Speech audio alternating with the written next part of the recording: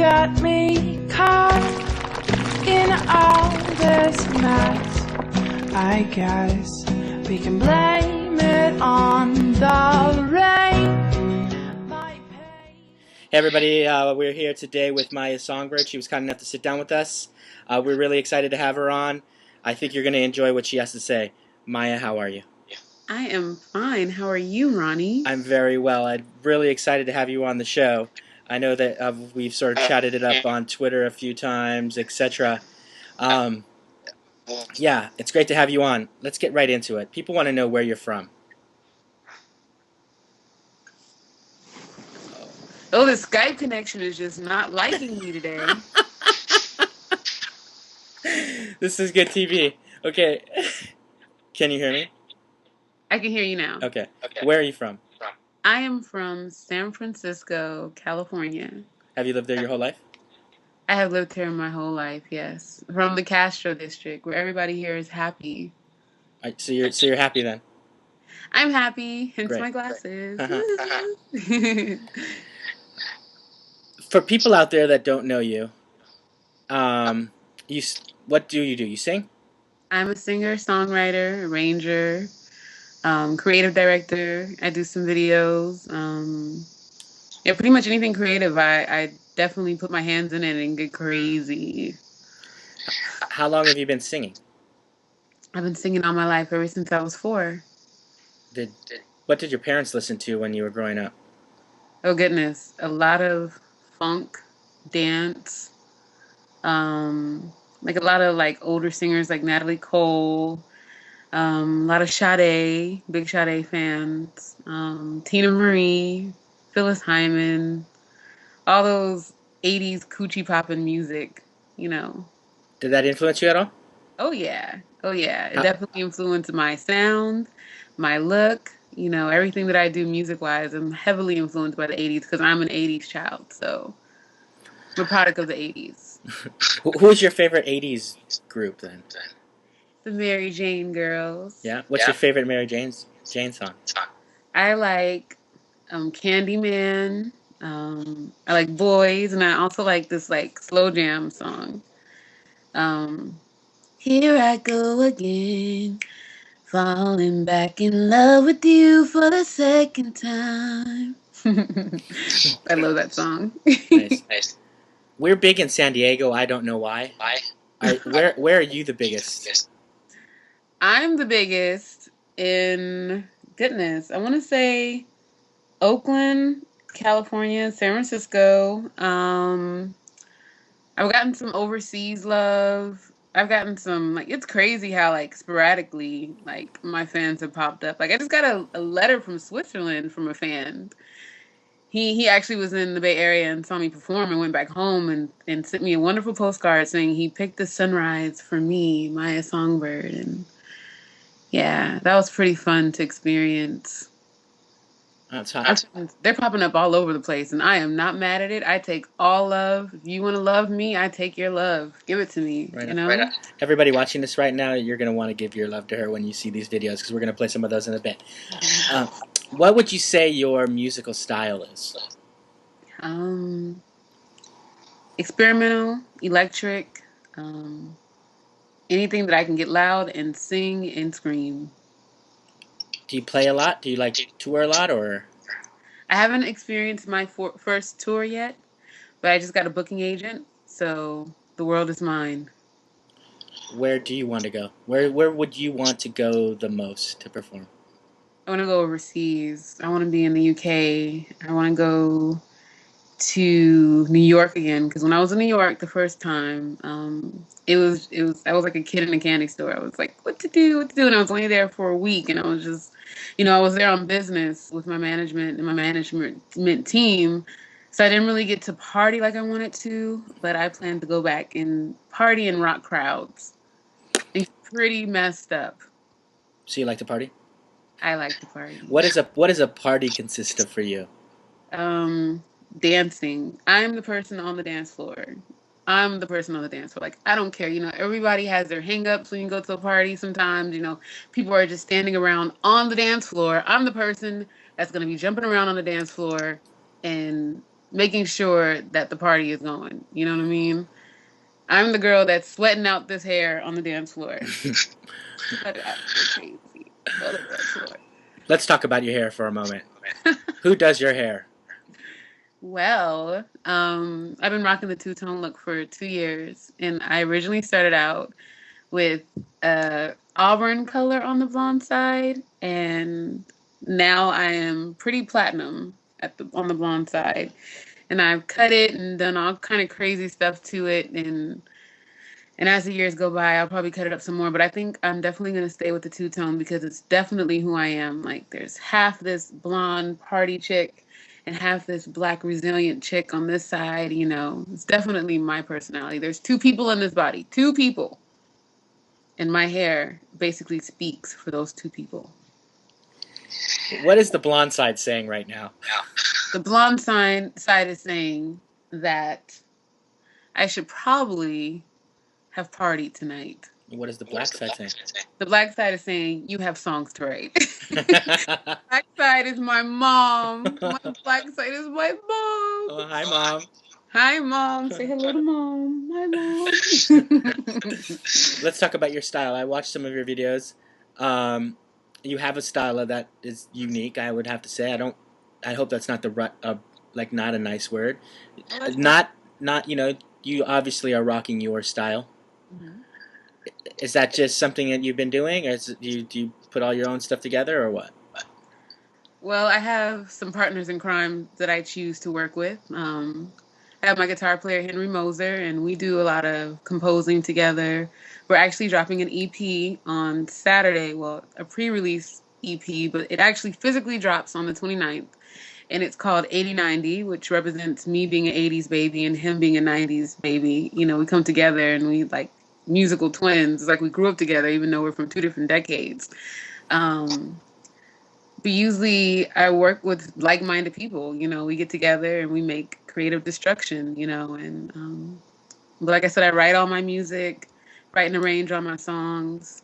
I've worked with bands, getting ready to start performing with a DJ only because it's just less trouble, you know, than dealing with having three boyfriends, which is a band. That's what I've come to realize. But yeah, Is it hard juggling 3 boyfriends?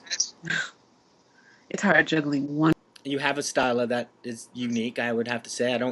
I hope that's not not a nice word. Not, you obviously are rocking your style. Mhm. Is that just something that you've been doing, or do you put all your own stuff together, or what? Well, I have some partners in crime that I choose to work with. I have my guitar player, Henry Moser, and we do a lot of composing together. We're actually dropping an EP on Saturday. Well, a pre-release EP, but it actually physically drops on the 29th. And it's called 8090, which represents me being an 80s baby and him being a 90s baby. You know, we come together and we like musical twins. It's like we grew up together, even though we're from two different decades. But usually I work with like-minded people. You know, we get together and we make creative destruction, you know. And but like I said, I write all my music, write and arrange all my songs. I've worked with bands, getting ready to start performing with a DJ only because it's just less trouble, you know, than dealing with having three boyfriends, which is a band. That's what I've come to realize. Boyfriend. Right. Sorry about that. It's hard juggling one boyfriend, let alone 3 boyfriends. What's the hardest part about being in a band with 3 dudes?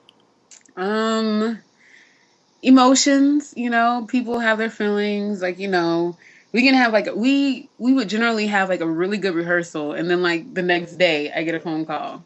You know, I didn't like how so and so looked at me, and I'm like, are you serious? What? We had a great time. We had the best rehearsal ever, and now you don't like how so and so did this. It's just catty. It's drama, you know. And had to just more so not only be a girlfriend, it's like a mom. I was like, am I gonna have to breastfeed you guys too? You know. Let's talk about your lip ring. Okay, all right. How long have you had that? And it seems to be a character in all your videos. It's like bam, it's right there. Bam, it's right there. Yeah. Me and some of the inner circle watched some of your videos today, and the first thing everybody was like, "Oh, talk about your lip ring. Tell us about your lip ring." Okay. Well, I have really huge lips. Uh-huh. And and when I first got this piercing, I actually was rocking like a stud, and then I wanted to change up, and I said that I would like to, get a hoop. So I went to my piercing lady, who's a really awesome chick. That her name is the Countess in Oakland, and she does all my piercings, and she numbs. That's why I love her, because you must numb the pain. Um, And the thing about this piercing is I always get lipstick on it. I probably have lipstick on it right now. You'll notice in a lot of the videos, it's lipstick on the lip ring. It's so hard not to get any lipstick on the lip ring, but the lip ring definitely is its own entity. It has its own, part of who I am. I love it. I love my lip ring. I can't even imagine my lip without a lip ring. You said someone does your piercings. Where else are you pierced? Right here, it's a Marilyn Monroe piercing. Oh, nice. And I have had my tongue pierced. And I had my labret pierced, but I took it out because I looked too much. It was too masculine on me. I have a very feminine face, but the piercing that was right here made me look pretty masculine. So, and I've had my Others. member down here pierced, but it didn't quite work out for me. So it kind of didn't work out for me. It was not by choice that it did not work out for me. It was definitely the universe saying, you're overdoing it, and it took it away from me. That's cool. Yeah. Things work in mysterious ways. You mentioned you have this EP coming out next week. Mm-hmm. Or soon. This is your first album coming out? This is my first, album coming out. More than one single. I've been dropping singles. And my debut single was Lust. And it was filmed in a bordello out in Oakland. It's a historical bordello, former whorehouse. And that was shot in July. So I dropped that in July with like a whole bunch of dancey house remixes to keep people dancing and enjoying themselves. And I dropped prior to that like singles through working with other producers. A single called Electrify My Love that was on Temple Music Group. And I was also on a producer's album here and there. But that was my first actual debut single to the world, Lust. So this will be my first EP, small little mini project, which has 6 songs with an interlude. And then my debut album, which is coming out next year in March, is called Castro Kid. And I got that name from growing up in the Castro. We used to have like this crew back in the day of youngsters who were like, rebellious and running away from home and like, exploring their sexuality and discovering who they were as, teens, runaways. And we were called the Castro Kids. So here I am, an adult now, coming out with an album next year called Castro Kid, which is all dance, house influenced, electro, full-length album. When you're sitting at home by yourself, what music are you listening to? I am listening to Everything But the Girl. That's my favorite band. Listening to some Susie and the Banshees. I love them. My favorite song is Happy House. And every time that song comes on, I'm dancing around. All weird and kooky. Just like Susie would. Totally am. That's my jam. I'm listening to me because I definitely listen to my music. I listen to friends' music. I have a lot of fellow artist friends I listen to. And I just basically listen to a lot of music from the past because I really don't like what's being played today. It's really crappy. It's like really crappy. And everybody sounds alike. Nobody really has originality, in who they are. I found some artists that, have that originality and individuality going on and they're rocking, but for the most part, everybody sounds like each other. You're definitely different than others. You're doing it your way. Is that hard to do? Like, how hard is it to separate yourself? Or is this something that just comes really easy to you? Like, this is your thing? Well, I've always been the oddball. Always been the odd chick, So it comes quite natural. I just go for it. I just do it with confidence, and I just put it out there. This is my dream and my career. I just kind of just go with it. and have a good time, and just make fun music for people to enjoy, for people to fall in love with music again. Like, this is fun.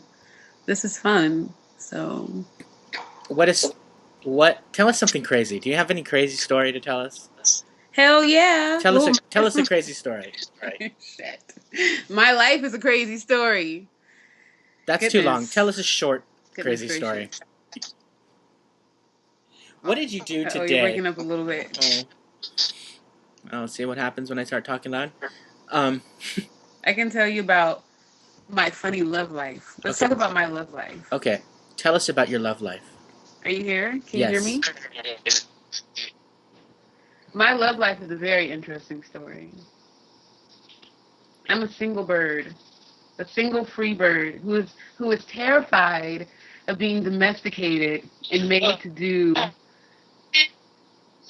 Can you hear me? I can. I think we're breaking up a little bit.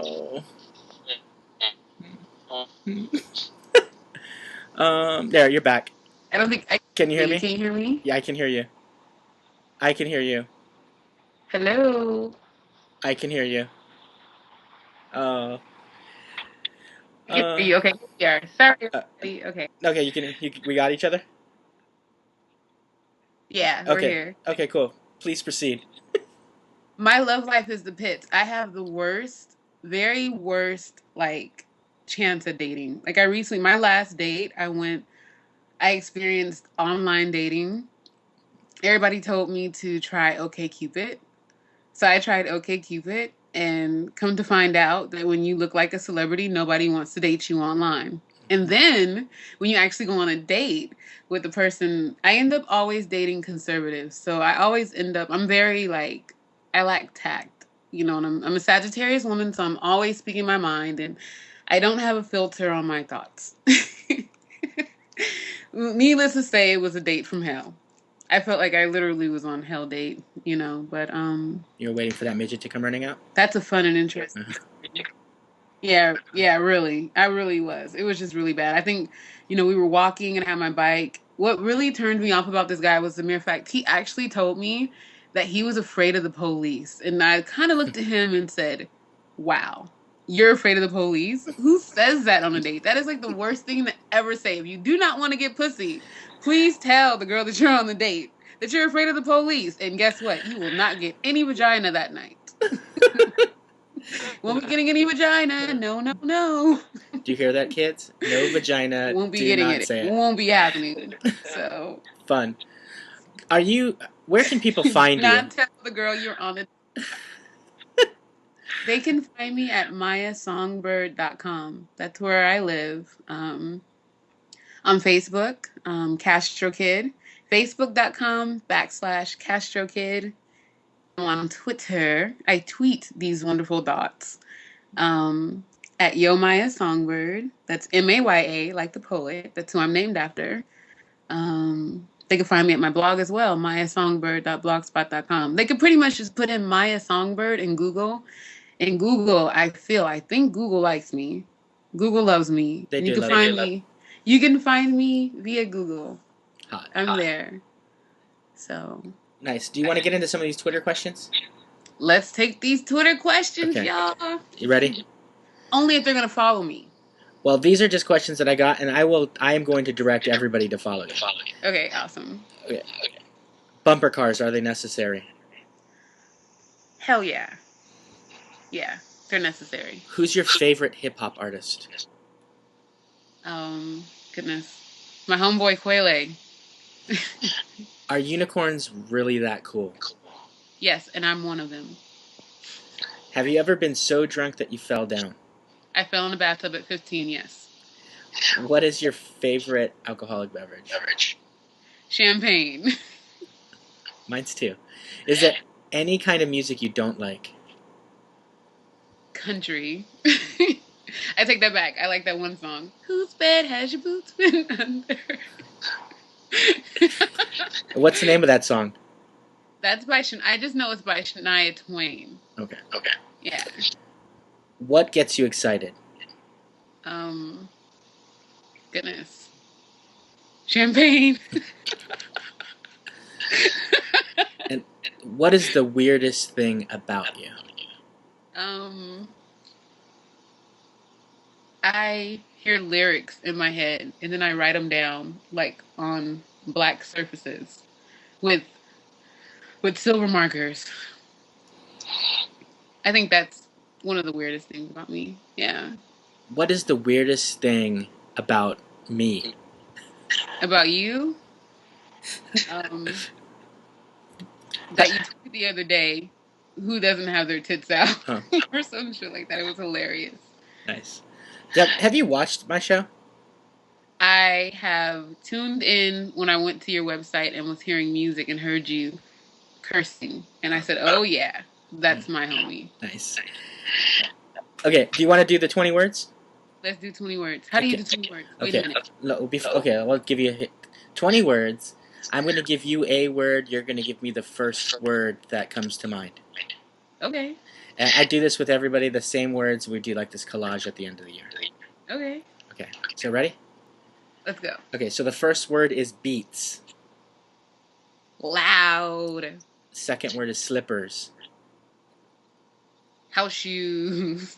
Next word is toes. Crusty. The next word is beer. Drink. The next word is maze. Rats. Next one is inconsiderate. Assholes. Next word is dull. You said dole. Dull. Bananas. Sushi. Tuna. Clearance. Sale. Soup. Hot. Dirty. Stank. Whisper. Loud. Missed call. Not calling back. 11. 12. iPod. iPhone. Nose. Eyes. One way. No way. Education.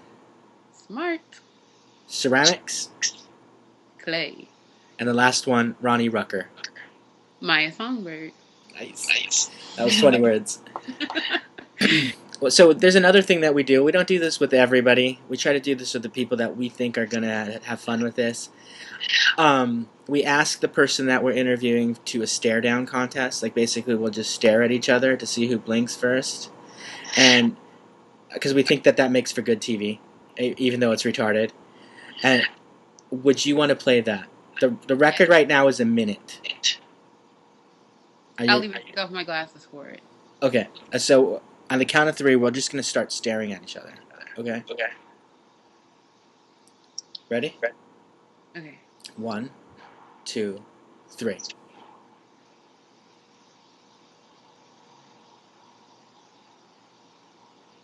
Uh-oh. Oh! Oh, that's one for me. That was nice. Do we get a retake? Would you like to do it again? We can best 2 out of 3? Yes. Okay, ready? Okay. Ready? 1, 2, 3.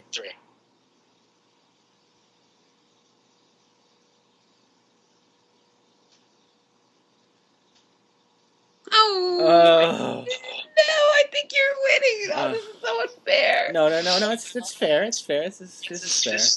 Sometimes a win. It's cruel. It is cruel. No. Okay, that was 2 out of 3. I won. So that's good TV, though. You may not think it's cool, but that's good TV. It's perfect TV. Is there anything that you want me to touch on before anything else you want to talk about? Like this is a point where you can give us what you want to talk about. Okay. Was there anything you want to talk about? I didn't touch on. I know that you're in Hawaii right now. Mm-hmm. You're in Hawaii. And my friend, she just got back from Hawaii. She was at the Mos Def and Talib concert out there. Just the other day. Yeah. And she was telling me that the radio out in Hawaii is just kind of like... Yes. Is that true? It's very true. Mm-hmm. I do not really listen to the radio here in Hawaii. Mm-hmm. You really get the same stuff on every station. The college radio station can be really good. There's a few people on the college radio station here that I like a lot, and I like what they do. Yeah. But here it's all Clear Channel, and it's all recorded. You know, like the DJs aren't there. Yeah. It's pretty sad here. Yeah. Yeah, it's pretty lame. So that's why I'm on the internet, and like, it's just not like there's no room for anybody that's trying to do anything different, I guess. That's how it is pretty much in all creative industries. Yeah. You know, if you're not independent and you're not doing things, you know, yourself, then you definitely don't have that creative outlet. You're just told what you need to do, and, you know, people crack the whip. Yeah. And they're pretty lame because they're taking away from the creativity, you know. So yeah, definitely keep doing what you're doing. You're a pretty creative person, right? I mean, you said you do a lot of stuff. I do a lot of stuff. What other things have you done besides music?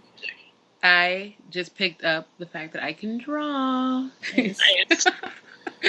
I'm not gonna say I can draw. I can sketch. Fun. I sew.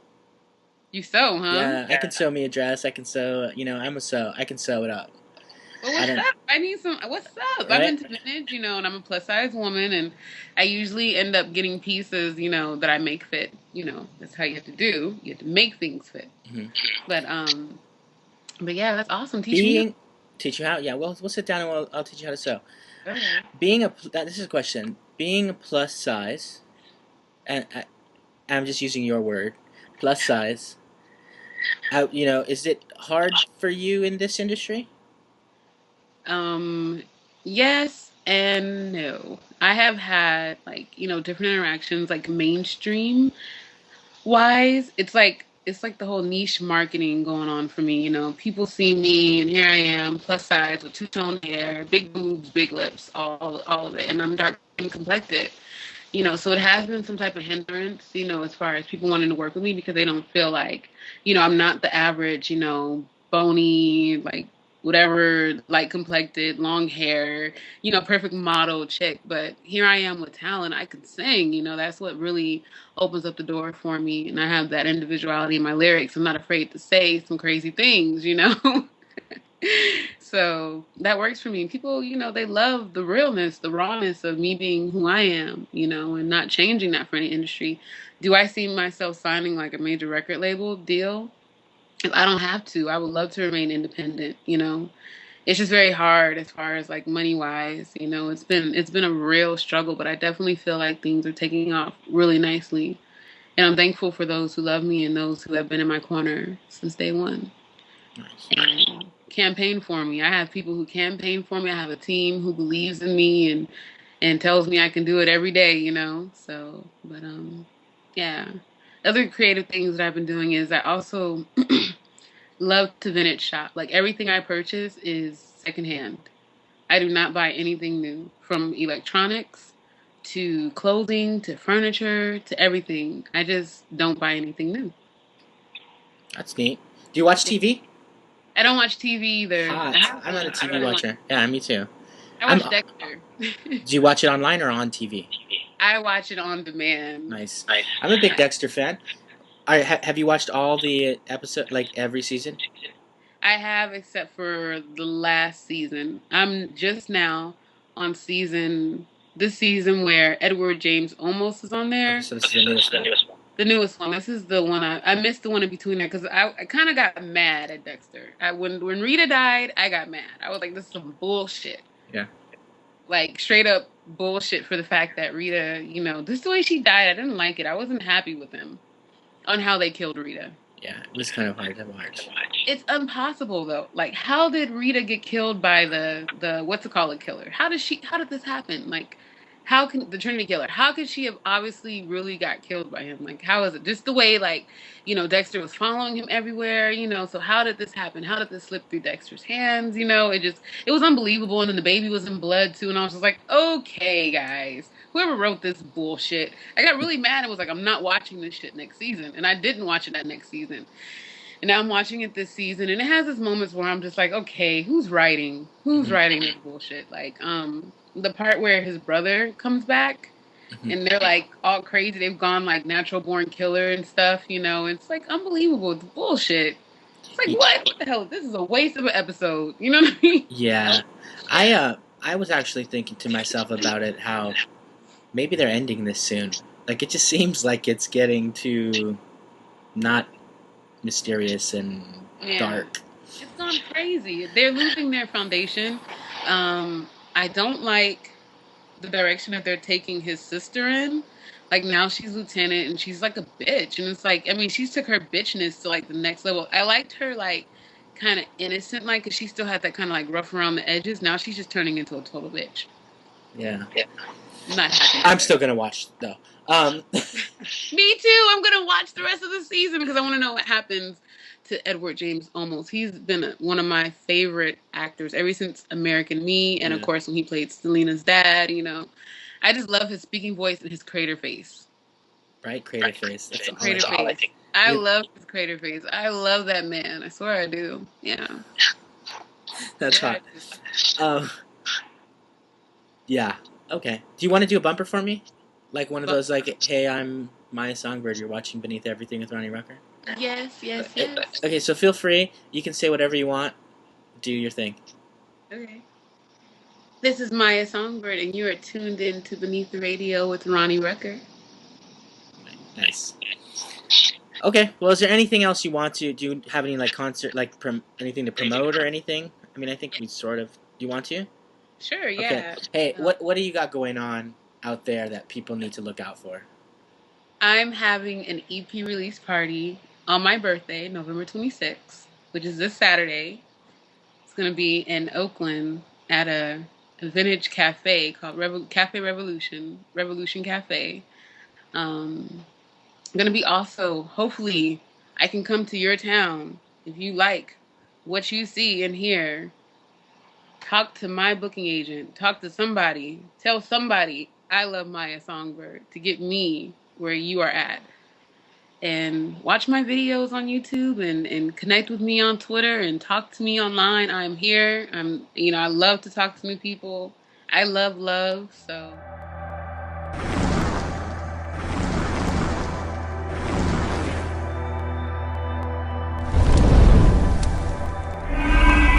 This is Beneath Everything with Ronnie Rucker.